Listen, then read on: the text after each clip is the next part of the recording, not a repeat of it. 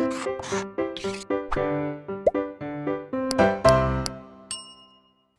Students, blueprint digital में आपका स्वागत है बच्चों। मैं आपका physics teacher Anuj Sharma. Student, जैसा कि आप जानते हैं कि हमारी जो यूनिट चल रही है बच्चों, वो है वैद्युत चुंबकीय तरंगे।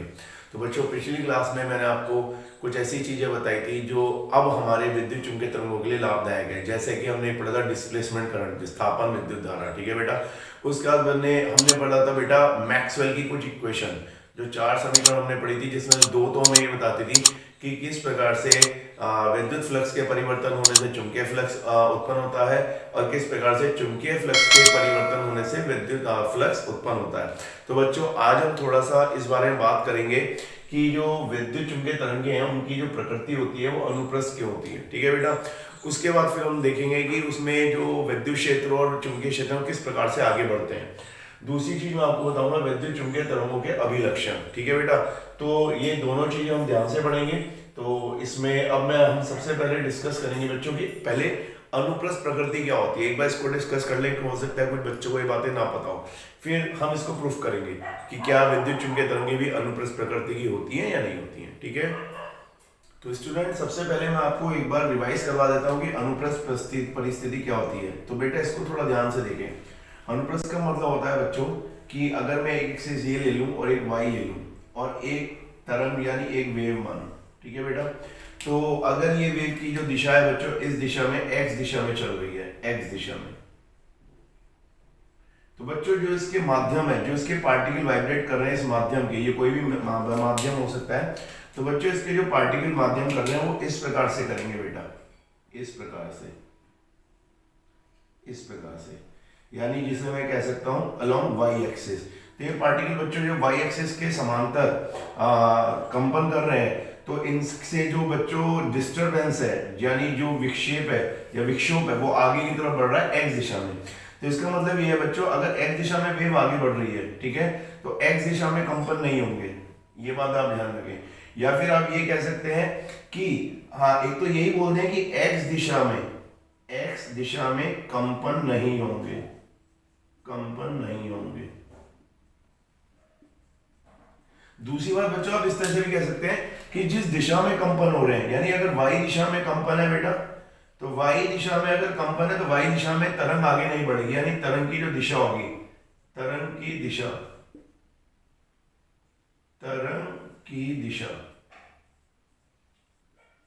वो वाई में नहीं होगी, वाई में नहीं होगी। तो आप कहोगे बच्चों इसका क्या मतलब है। इसका मतलब ये हुआ बच्चों, अनुप्रस्थ प्रकृति उसे कहते हैं जिसमें जो कण है माध्यम के, वो जिस दिशा में कंपन करते हैं उनसे बनने वाली जो तरंग है बेटा, उसकी दिशा उसके लंबवत होती है। यानी जिस दिशा में कंपन होंगे वहां पे तरंग उस दिशा में गति नहीं करेगी, और जिस दिशा में तरंग गति करेगी बच्चों उस दिशा में कंपन नहीं होंगे। ऐसी प्रवृत्ति को हम अनुप्रस्थ प्रवृत्ति कहते हैं। ठीक है बेटा।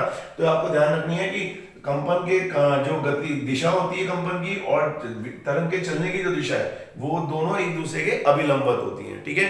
अब इसी चीज को हम यहाँ पे यूज करेंगे बेटा, ध्यान से समझो आप बच्चों। हमने एक माना थोड़ा सा एक्स वाई जेड एक्सिस ले लिया हमने, इसमें बच्चों ने एक समषटफलक ले लिया यानी पैरेललोपाइड। ठीक है।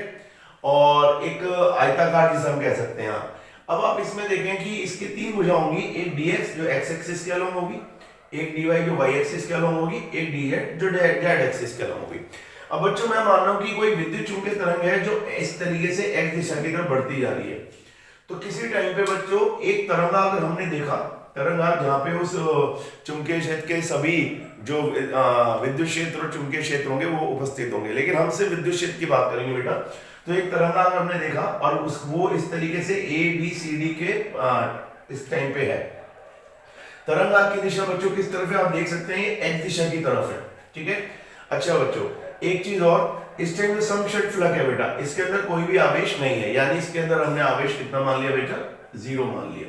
तो अगर मैं एम्पियर का रूल लगाऊं, तो या अगर हम एम्पियर के रूल से देखें या गॉस, जो कि हम विद्युत क्षेत्र की बात करेंगे तो गॉस के नियम से देखें, तो गॉस का नियम अगर हम देखें तो हमें मिलेगा कि जो विद्युत क्षेत्र होगा बेटा, और उस एरिया के अंदर जो भी पूरा हम समषटफलक लेंगे, कौन सा बेटा, ये हो जाएगा A B C D E F G H, इस पूरे समफलक में बेटा क्योंकि आवेश गॉस का नियम होता है Q/ε0, Q 0 है तो ये हो जाएगा 0/ε0 बराबर 0, यानी उस समक्षेत्रफलक में कोई भी आवेश नहीं होगा इसके अंदर। ये बात आपको समझ में आती है बेटा? तो यही चीज हम लेके चलेंगे कि इसका मतलब यह है कि इस समक्षेत्रफलक के अंदर जो टोटल फ्लक्स होगा वो शून्य होना चाहिए क्योंकि कोई आवेश नहीं है।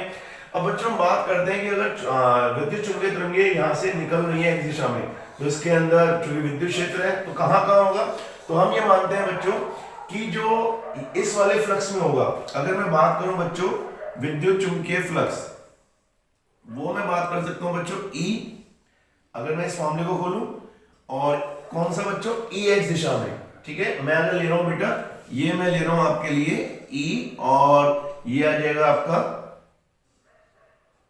EX, तो ये कहां पे ले रहा हूं मैं, ये ले रहा हूं ABCD इस वाले फलक के लिए, ठीक है बेटा। अब ध्यान रखो बच्चों, इसमें विद्युत फलक जो है इस तरफ निकलेगा और जो ये नॉर्मल है बेटा अभिलंब, ये भी इस दिशा की तरफ है, तो एंगल कितना हो जाएगा बेटा, 0 हो जाएगा। तो आप देख सकते हैं कि ये जो इसका जो एरिया होगा, क्योंकि इसमें आप जानते हैं कि एरिया आता है हमारे पास गॉस थ्योरम में, तो एरिया कितना होगा बेटा, ये जो है बेटा y और z एक्सिस के अलॉन्ग है, तो मैं कहूंगा एक आएगा इसके अंदर dy और एक आएगा dz, इस तरीके से, ठीक है। तो ये फ्लक्स हो गया। प्लस बच्चों अगर हम बात करें ये सारी वैल्यू हम पूरे फ्लक्स के लिए निकाल रहे हैं, तो मैं इसे ऐसे भी कह सकता हूं, ये हो जाएगा E डॉट ds, ये पूरे फ्लक्स के लिए। तो एक ये वाला फ्लक्स आ गया। फिर दूसरा फ्लक्स कौन सा आएगा बच्चों, अगर मैं ठीक इसके सामने वाला ले लूं EX, ठीक है, और यहां पे मैं बात कर रहा हूं बेटा EFGH, ये वाला जो फ्लक्स है। अब बच्चों इसका जो अभिलंब है वो इस तरफ है और विद्युत क्षेत्र इस तरफ जाएगा, तो इनके में 180 डिग्री हो जाएगा। तो एरिया जो वेक्टर है वो नेगेटिव है, तो हम कहेंगे dy इंटू dz, ये नेगेटिव में हो गया बेटा इस तरीके से। अब बच्चों बाकी जो फ्लक्स है, जितने भी फ्लक्स अगर हम ले लें कि सपोज करो एक फ्लक्स होगा आपका इलेक्ट्रिक फील्ड, और ये आपका माने तो इस तरीके से हम लिख सकते हैं इस इलेक्ट्रिक फील्ड को FGBC इस तरीके से, और इसका एरिया कितना हो जाएगा बच्चों, इसका आप देख सकते हैं एरिया हो जाएगा dx इंटू dx और dz। प्लस कौन सा ले बेटा, एक हम ले सकते हैं E, यहां पे हम ले सकते हैं बेटा E, और ये हो जाएगा बच्चों ये वाला फ्लक्स, ये हो जाएगा EH DA, इस प्रकार। इसका एरिया कितना हो जाएगा बच्चों, इसका एरिया हो जाएगा dx, और ये एरिया कितना हो जाएगा बच्चों, ये हो जाएगा एरिया dx और dz, इस प्रकार से। अगर बच्चों एक अगर हम इसका अभिलंब ऊपर की तरफ माने तो इसके नीचे होगा, तो एक अगर पॉजिटिव होगा तो एक कैसा होगा, नेगेटिव होगा, इस प्रकार से। इसी प्रकार से बच्चों जो पीछे के फ्लक्स होंगे वो भी हम ले सकते हैं। तो पीछे के फ्लक्स अगर आप देखें तो पीछे का फ्लक्स क्या रहेगा बेटा, यहाँ पे अगर हम देखें ये हो जाएगा बच्चों, एक होगा E, और आगे वाला फ्लक्स होगा बेटा अगर इसकी बात करें FEBA, ये होगा FBEA, ठीक है बेटा। और इसका जो होगा ये देख रहे हैं आप लोग FEBA, तो ये y और z एक्सिस के अलॉन्ग है, तो हम कह देंगे dy और dz के अलॉन्ग, ठीक। इसका एक नेगेटिव भी होगा बच्चों E, और ये अगर हम इसका पीछे वाला माने बच्चों, ठीक, इसके पीछे वाला कौन सा आप देख सकते हैं होगा GHCD, तो ये होगा GHCD, और ये नेगेटिव में होगा बेटा dy dz। तो इस प्रकार से हम सारे फ्लक्स अगर देख लें तो इसमें एक चीज देखने वाली बात यह है बेटा कि जो आमने सामने के फ्लक्स है या ऊपर नीचे के फ्लक्स है, इनके ये फलक जो है, जो फेसिस है बेटा इसके, इनके फ्लक्स बराबर होंगे, ठीक है ना बेटा। तो इनके फ्लक्स अगर इनके जो फ्लक्स है, इनके जो विद्युत फ्लक्स है वो बराबर होंगे, और ये एक दूसरे को निरस्त कर देंगे जो कि अपोजिट है एक दूसरे के। तो हम कह सकते हैं बेटा कि ये जितनी भी वैल्यूज होंगी हमारे पास सिर्फ दो को छोड़ के, दो कौन सी बेटा, एक तो हमारे पास होगा ये वाला फ्लक्स, जो ये वाला हमारे पास है ABCD, और एक होगा बच्चों दूसरा EFGH, ये वाला फ्लक्स, ये वाला फ्लक्स बेटा, ठीक है। तो ये दोनों हमारे पास होंगे और ये आपस में बच्चों निरस्त हो जाएंगे, क्योंकि इनके फ्लक्स कैसे होंगे बेटा, समान होंगे। ये बात आपको समझ में आ रही है, समान क्यों होंगे आप देख सकते हैं। अगर ग्राफ के अकॉर्डिंग देखें तो जो आगे वाले की पोजीशन होगी एक्स एक्सिस में वही पीछे वाले की होगी, क्योंकि बच्चों जो विद्युत क्षेत्र है वो एक्स और टी पे डिपेंड कर रहा है। मैं आपको बता दूं एक्स और टाइम के रिस्पेक्ट में चेंज हो रहा है। तो आगे वाला, पीछे वाला, ऊपर वाला, नीचे वाले जितने फ्लक्स होंगे उनकी पोजीशन सेम होगी और सेम टाइम पे सेम रहेंगे, तो वो बराबर होंगे, एक दूसरे को निरस्त कर देंगे। तो बच्चों जो हम निकालेंगे वो से हम दो फेज का निकालेंगे, एक ई एफ जी एच और एक निकालेंगे बी सी डी ए। ठीक है, तो इसमें आपको मैं बता देता हूं, जिन जिनको मैं अंडरलाइन कर रहा हूं बेटा वो सब जीरो होंगे। एक ये और ये आपस में इक्वल होंगे, ये जीरो कर देंगे, ये भी आपस में इक्वल होंगे और जीरो कर देंगे। ठीक है बेटा, तो इस प्रकार से बच्चों अब हम निकालेंगे सिर्फ दो फेसेस के बीच में चुंबकीय फ्लक्स, विद्युत फ्लक्स। तो बच्चों एक फ्लक्स हमारे पास हुआ एबीसीडी हुआ और एक हुआ ईएफजीएच, इन्हीं दोनों पे हम बात करेंगे। एक बार फिर देख लो, क्योंकि बच्चों जो एबीसीडी का फ्लक्स होगा उसकी जो पोजीशन होगी और जो एफजीएच की होगी पोजीशन अलग होगी, इनके बीच में कितना गैप है, डी है, तो ये समान तो हो ही नहीं सकते, क्योंकि अगर विद्युत क्षेत्र एक्स एक्सिस के अलॉन्ग वेरी कर रहा है तो ये फ्लक्स और ये फ्लक्स अलग अलग होंगे। ठीक है बेटा, अब बात आती है बच्चों एक फ्लक्स को हम अगर EX मान लें तो दूसरे का नाम हम क्या रख सकते हैं, दूसरे का नाम EX डैश रख सकते हैं। बाकी सारे फ्लक्स बच्चों ऊपर नीचे आगे पीछे सब हमारे जीरो हो गए, वो समान होंगे, ये बात आपको समझ में आनी चाहिए। तो बच्चों हमारे पास जो इक्वेशन बची वो ये बची, एक तो एबीसीडी फ्लक्स के लिए फ्लक्स के लिए बची और एक EFGH के लिए बची। और हमें पता है कि टोटल फ्लक्स, क्योंकि पूरे समशेड फ्लक्स में कोई आवेश नहीं है तो गॉस के अनुसार वो जीरो होना चाहिए। तो बच्चों हम ये भी कह सकते हैं कि आप गौर से देखें तो फ्लक्स का एरिया तो जीरो हो नहीं सकता कभी भी, तो हम इसको ये भी कह सकते हैं कि ये इस प्रकार से क्या लिखा जा सकता है, ABCD EX DY DZ बराबर। तो बच्चों अगर हम बात करें ये इधर चला जाएगा तो इस तरीके से लिख सकते हैं हम बेटा, नहीं EFGH तो ये आ जाएगा EX डैश DY DZ। तो बच्चों ये दोनों अगर बराबर हो गए तो ये तो आप देख सकते हैं ये तो कैंसिल आउट हो जाएंगे, और जो समाकलन है बच्चों वो किसका रहेगा, EX और EXX का रहेगा, हम ये भी कह सकते हैं। तो ये दोनों बराबर हो गए तो EX और बराबर EXS ये दोनों बराबर हो जाएंगे, इस प्रकार से आप देख सकते हैं। और ये सम किसके इक्वल आ रहा है आप ये भी देख सकते हैं बेटा, ये सम आ रहा है, हम कह सकते हैं कि अच्छा बच्चों इसको हम ऐसे भी कह सकते हैं ना, थोड़ी देर के लिए आप एक चीज देखो, अगर ये दोनों बराबर हैं तो हम इसको इस तरीके से ही बोल सकते हैं। आप देखो हम इस तरह से ही बोल सकते हैं कि जो EX है, क्योंकि ये तो फ्लक्स बराबर है, EX माइनस EXS, अगर ये हम इनको ले लेंगे कॉमन आ जाएगा तो ये बराबर जीरो के हो जाएगा। और बच्चों ये जो दो चीजें जीरो होंगी, क्योंकि ये DY DZ ये एरिया है बेटा फ्लक्स का और ये कैसा होगा, सेम होगा। तो ये दो कंडीशन हो सकता है जब बच्चों या तो EX बराबर EXS हो, ये कंडीशन, तभी तो इनका फ्लक्स जीरो हो सकता है। अब बच्चों क्या ये पॉसिबल है, क्योंकि अगर एक फ्लक्स का विद्युत क्षेत्र जो फ्लक्स है विद्युत फ्लक्स और उससे आगे जाने वाले फ्लक्स का भी फ्लक्स का विद्युत फ्लक्स जो है सेम हो, तो बच्चों इसका मतलब विद्युत क्षेत्र क्या है, नियतांक है, तो चुंबकीय क्षेत्र तो वैसे भी विद्युत चुंबकीय तरंगें तो उत्पन्न ही नहीं होंगी, तो ये नियतांक तो ये पॉसिबल ही नहीं है बेटा। और दूसरी कंडीशन क्या हो सकती है बच्चों, दूसरी कंडीशन ये हो सकती है कि जो EXS है बेटा, अगर हम बात करें ये इक्वल नहीं है तो हम एक चीज ये भी कह सकते हैं कि EXS बराबर जीरो, ये दोनों ही जीरो हो ना कि यहाँ पे भी कोई विद्युत क्षेत्र ना हो और यहाँ पे भी कोई विद्युत क्षेत्र ना हो, ये पॉसिबल हो सकता है, तो ये तो पॉसिबल है नहीं बेटा। अगर हम इसको एक कंडीशन माने तो बी पॉसिबल हो सकती है। तो इसका मतलब क्या हुआ बेटा, यहां ध्यान से समझो, इसका मतलब हुआ जिस दिशा में तरंग आगे यानी वेव आगे बढ़ रही है बच्चों, ये है विद्युत चुंबकीय तरंगे, विद्युत चुंबकीय तरंगे, ठीक है बेटा। तो जिस दिशा में विद्युत चुंबकीय तरंगे बढ़ रही हैं उस दिशा में कभी भी आप देखें ना तो EX होगा ना EXS, उस दिशा में कभी भी विद्युत फ्लक्स नहीं होगा, वो जीरो होगा। तो ये किसको बता रहा है बेटा, अनुप्रस्थ तरंग को बता रहा है, यानी विद्युत क्षेत्र या तो Y में हो सकता है, Z में हो सकता है, X में नहीं हो सकता। यही बच्चों ये वाली जो प्रॉपर्टी है इसकी अनुप्रस्थ प्रवृत्ति को बता रही है, अनुप्रस्थ प्रवृत्ति, ठीक है ना बेटा। तो आपको ये समझ में आ जाना चाहिए कि किस प्रकार से विद्युत चुंबकीय तरंगे अनुप्रस्थ प्रवृत्ति की होती हैं, ठीक है बेटा। तो बच्चों अब मैं आपको बताऊंगा विद्युत चुंबकीय तरंगों के अभिलक्षण गुण बेटा। तो ये अभिलक्षण गुण आपको बहुत इंपॉर्टेंट है, ये आपको जरूर पूछे जाएंगे बच्चों।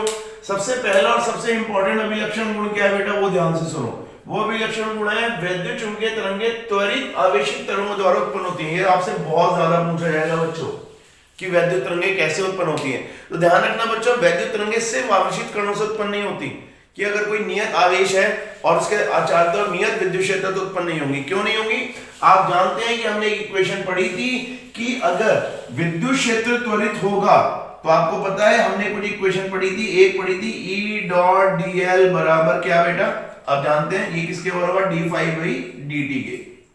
तो जब भी विद्युत चुंबकीय क्षेत्र परिवर्तित होगा तो विद्युत क्षेत्र उत्पन्न होगा। और बच्चों एक इक्वेशन हमने और पढ़ी थी, आपको पता हो, वो थी हमारे पास B डॉट dl बराबर म्यू सी प्लस, ये थी म्यू और ये थी mu IC plus epsilon not d∅e upon dt। तो बच्चों जब विद्युत क्षेत्र परिवर्तित होगा तो चुंबकीय क्षेत्र उत्पन्न होगा। यही दोनों आपस में बच्चों एक विद्युत चुंबकीय तरंगें उत्पन्न करते हैं। इसलिए मैंने आपकी दोनों इक्वेशन पढ़ाई थी। कैसे, जब बच्चों एक आवेश त्वरित होता है तो उससे बनने वाला विद्युत क्षेत्र लगातार परिवर्तित हो जाता है। जैसे बच्चों विद्युत क्षेत्र परिवर्तित होता है, आप देख सकते हैं उसका फ्लक्स चेंज होगा। उस हम कह सकते हैं एकांक आयतन में जो माध्यम में जो विद्युत क्षेत्र बदल रहा है तो उससे क्या होगा बच्चों, चुंबकीय क्षेत्र उत्पन्न होगा। तो आप देख रहे हैं इसके साथ चुंबकीय क्षेत्र उत्पन्न हो रहा है। अब बच्चों जैसे जैसे आप देख सकते हैं चुंबकीय क्षेत्र उत्पन्न हो गया, विद्युत क्षेत्र उत्पन्न हो रहा है, वैसे चुंबकीय क्षेत्र उत्पन्न हो रहा है। अब बच्चों जब विद्युत क्षेत्र चेंज होगा, अब कम होता जा रहा है, तो चुंबकीय क्षेत्र बेटा क्या होगा, उस चीज को बढ़ाने की कोशिश करेगा और उसी दिशा में पहले की तरह बढ़ता चला जाएगा, इस प्रकार। अब जब बच्चों विद्युत क्षेत्र शून्य हो जाएगा तो चुंबकीय क्षेत्र उसके उल्टी दिशा में अपना एक विद्युत क्षेत्र बनाने की कोशिश करेगा तो उल्टी दिशा में प्रवाहित होगा, इस तरीके से। अब विद्युत क्षेत्र चुंबकीय क्षेत्र उल्टी दूसरी दिशा में चला गया विपरीत में, और वो विद्युत क्षेत्र को उत्पन्न कर रहा है बेटा इस दिशा से। अब चुंबकीय क्षेत्र दोबारा उत्पन्न हो रहा है, विद्युत क्षेत्र उत्पन्न कर रहा है, तो विद्युत क्षेत्र फिर बढ़ता जा रहा है। तो इसका मतलब बच्चों पता है क्या है, इसका मतलब इन्हें कणों की जरूरत नहीं पड़ती। ये विद्युत और चुंबकीय क्षेत्र एक बार उत्पन्न हो जाए तो आपस में ही एक दूसरे को उत्पन्न करते रहते हैं, और इस प्रकार से हम कहते हैं कि जो तरंग है, ये तरंग है बेटा, और ये दिशा, ये क्या कर रही है, धीरे धीरे आगे बढ़ रही है। तो विद्युत और चुंबकीय जो क्षेत्र है वो ही एक दूसरे को उत्पन्न करते रहते हैं। इसलिए मैंने आपको मैक्सवेल की इक्वेशन पढ़ाई थी, यही आपस में रेस्पॉन्सिबल है। तो बच्चों इससे एक बहुत सेकंड प्रॉपर्टी और पता चली बच्चों कि विद्युत चुंबकीय तरंगों को माध्यम की आवश्यकता नहीं होती बेटा, माध्यम की आवश्यकता नहीं होती, आवश्यकता बेटा, माध्यम की आवश्यकता नहीं होती। किस लिए, संचरण करने के लिए, हम कह सकते हैं संचरण करने के लिए। तो बच्चों विद्युत चुंबकीय तरंगें निर्वात में भी चलती हैं। इसलिए मैं बता दूं, आपसे पूछा जाएगा ट्रू और फॉल्स में भी आ सकता है, क्या ये निर्वात में चलती हैं, तो आप कह सकते हैं हाँ ये निर्वात में भी चलती हैं। ये माध्यम में भी चल सकती है और निर्वात में भी चल सकती हैं, क्योंकि इनको कणों की आवश्यकता नहीं होती। तो दूसरा एक अभिलक्षण गुण आपको यहां से ये पता लिया, ठीक है बेटा। तो ये आप देख सकते हैं, एक बार ये चुंबकीय विद्युत क्षेत्र y एक्सिस में और ये z एक्सिस में, फिर ये पलट जाते हैं, ये आपस में हिसाब से चेंज होते हैं, और इन दोनों के परपेंडिकुलर लंबवत दिशा में तरंग क्या करती है बेटा, गति करती है। ओके, तो बच्चों इनका जो अगला अभिलक्षण गुण है वो क्या है बेटा, इनकी जो निर्वात में गति होती है बच्चों, वो प्रकाश के वेग के बराबर होती है, 3 × 10⁸ मीटर पर सेकेंड। इसको मैं आगे प्रूफ भी करूंगा बेटा, मैं इसको बताऊंगा कैसे होती है। और बच्चों दूसरी बात यह है कि जो इनका चौथा अभिलक्षण गुण है वो है इन तरंगों का जो वैद्युत ऊर्जा व चुंबकीय ऊर्जा का घनत्व है वो बराबर होता है। यानी बच्चों एक विद्युत चुंबकीय तरंग में जितनी चुंबकीय ऊर्जा होती है उतनी ही विद्युत ऊर्जा होती है, और उसका मान हम बच्चों पढ़ चुके हैं।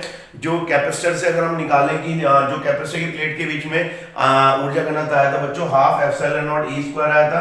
और जो बच्चों हमने चुंबकीय क्षेत्र में देखा था इंडक्शन में, तो वहां पे अगर हम बात करें ऊर्जा, जो चुंबकीय ऊर्जा घनत्व है वो ½ B²/μ0 आया था, और ये दोनों बराबर होती है, ठीक है बेटा।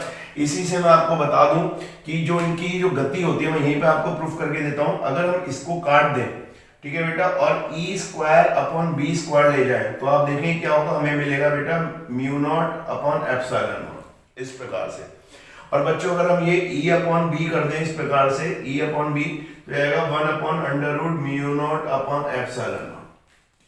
बच्चों जब आप इस पूरे की वैल्यू रखोगे, 1/μ0/ε0 की वैल्यू निकालोगे, तो ये आपको पता है कितनी होती है, ये होती है 1/√μ0 होती है बेटा 4π10⁻⁻⁷ ε0। निर्वात की जो विद्युतशीलता होती है वो होती है बच्चों 8.85 10⁻⁻12। तो बच्चों जब इस पूरी वैल्यू को सॉल्व किया गया तो ये लगभग 2.99 × 10⁸ मीटर पर सेकेंड आया, और जो प्रकाश के वेग के बराबर है। तो इसका मतलब हम कह सकते हैं बच्चों कि जो विद्युत वेक्टर होता है, जो चुंबकीय वेक्टर होता है, यानी जो विद्युत का किसी भी क्षण पे जो विद्युत क्षेत्र का मान है और जो चुंबकीय क्षेत्र का मान है, वो जो होता है बच्चों चुंबकीय क्षेत्र जो प्रकाश की गति के बराबर होता है। तो हम कह सकते हैं कि ये दोनों रेशो में इसकी चुंबकीय विद्युत चुंबकीय तरंग की गति बताते हैं। इसमें एक बात और कह सकता हूं बच्चों, अगर आप उसके आयाम ले लें किसी भी क्षण पे E0 अपॉन B0 इस प्रकार, तो ये भी प्रकाश के वेग के इक्वली आता है। तो हम विद्युत चुंबकीय तरंगों की गति या तो E अपॉन B से निकाल सकते हैं या उनके अधिकतम आयाम से E0 अपॉन B0 से भी निकाल सकते हैं। ठीक है बेटा, तो इस प्रकार से बच्चों ये इनके अभिलाक्षण गुण हैं, ये आपको ध्यान रखना पड़ेगा। बच्चों एक और चीज बता दूं, विद्युत चुंबकीय तरंगों पर जो नेट आवेश होता है बेटा, नेट आवेश वो शून्य होता है बेटा, शून्य। ये बहुत इंपॉर्टेंट है बेटा, आपसे पूछा जाएगा विद्युत चुंबकीय तरंगों पर जो नेट आवेश होता है वो शून्य होता है। तो इस प्रकार से ये आज की क्लास में मैंने आपको बहुत सारी चीजें बताई। अब आगे जाके मैं आपको विद्युत चुंबकीय तरंगों के जो मोमेंटम यानी उसका संवेग है उसके बारे में बात करेंगे और विद्युत चुंबकीय स्पेक्ट्रम भी आपको समझाऊंगा। ठीक है स्टूडेंट्स।